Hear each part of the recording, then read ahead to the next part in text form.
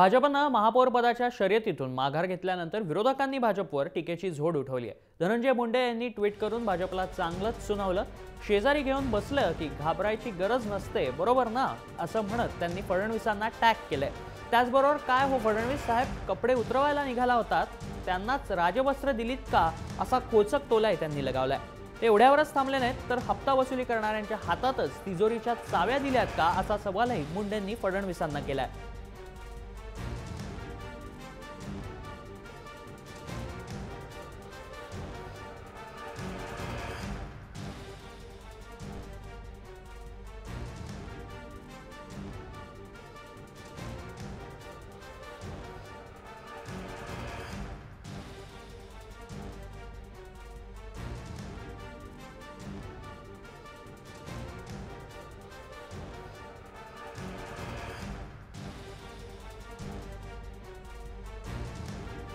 तर आपल्यासोबत आता माधव भंडारी आहेत। भंडारीजी, कर्जमाफी व्हायला पाहिजे याबद्दल आपली काय प्रतिक्रिया आहे?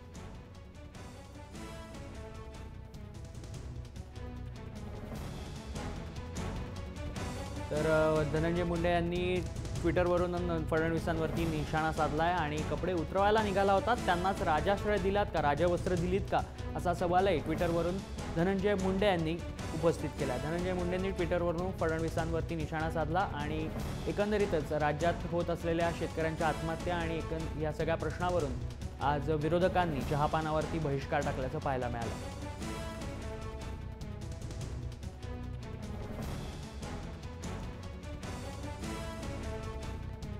महापौर पदाच्या शर्यतीतून भाजपनं माघार घेतली आणि त्यानंतर भाजपवरती टीकेची झोड उठवण्यात आली। धनंजय मुंडे यांनी ट्विटरवरून भाजपला चांगलंच सुनावलंय।